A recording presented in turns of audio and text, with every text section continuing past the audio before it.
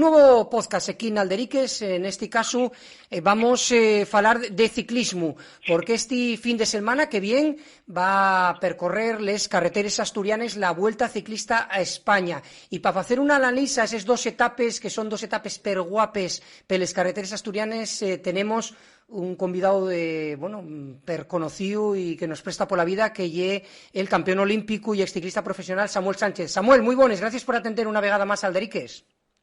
Hola, muy buenas, placer es mío, ya lo sabéis. Samuel, dos etapes este viniente fin de semana de la Vuelta Ciclista a España en esta primer semana. Acercámonos a lo que lle la primera etapa, que lle este sábado, es la Pola Llaviana Collao-Fancuaya. Toda chiscada de puertos perconocidos: Collaona, Mozqueta, Santo Emiliano, Tenebreo, Perlavia, y después el Collao-Fancuaya, del que falaremos más adelante. Pero, ¿qué nos puedes contar de esta etapa de este sábado aquí en Asturias de la Vuelta a España? Hombre, a ver, Asturias este año no está situado como suele estar otras veces, a final de Vuelta a España, que suele ser el Juez de Paz. Pero sí que hay dos etapas que pueden decir quién no va a ganar la Vuelta a España, dos etapas que van a hacer que los ciclistas acumulen fatiga ya para las etapas venideras, y luego hay que mirar al cielo. En Asturias siempre tienes que mirar al cielo, ver la climatología, porque aquí te puede salir un día de agua y frío, como un día de calor y humedad, que a los ciclistas no están acostumbrados.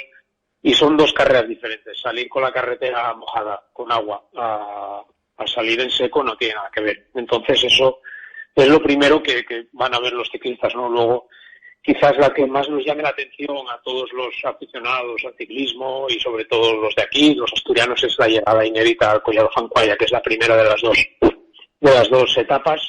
Y por hablar un poco así a pinceladas, ¿no?, de lo que es esa etapa, pues no es una etapa muy larga, yo creo que va a ser una etapa rápida, de 150 kilómetros, que se sale subiendo, que se subía la Collaona de mano, y eso va a provocar que la fuga o que se salga muy rápido.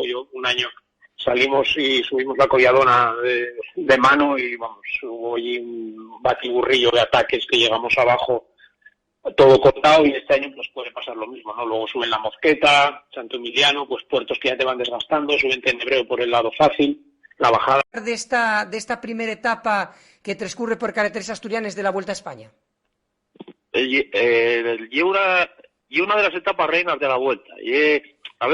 No hay el tipo de etapas del año pasado, de aquella del Gamoniteiro y la de Lagos, que eran acojonantes, que se subía Llomena, que se subía, además dos veces Llomena, que fue donde atacó, ya viste, Bernal, que marchó con Roglic. Son otro tipo de etapas, de perfil de media montaña, y luego una subida potente, que es la que se estrena, Fancuaya. ¿Y qué nos cuentes de Fancuaya? Porque vimoslo na web tuya, que ya lo subiste varias veces. Cuéntala, siente un poco cómo y porque como ya inédito, cómo y este Collao Fancuaya que está ahí en Yernes da Meza, en la carretera de San Pedro los Burros, en la zona de Grao. Sí, la primera parte es la carretera del Maravio, y el puerto del Maravio, y según va subiendo, como a la mitad, después de pasar el Llanón, la Vega y el Link, entonces se toma el desvío a Yernes, que ahí tiene un par de kilómetros, que yo donde recomendaría ir a verlo.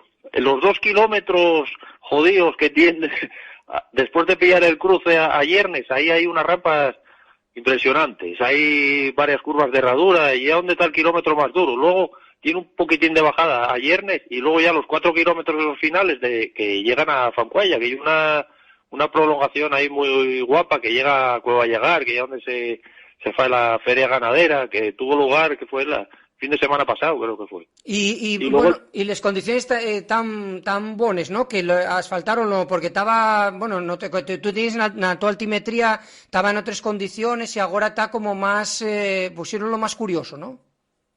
Sí, la subida está bastante curiosa. Nosotros cuando fuimos no hubo problemas ni para subir ni para bajar. Tampoco llegue que tenga mayor, no va a ser una autopista, pero y una carretera que para pasar en bicicleta está perfectamente. Y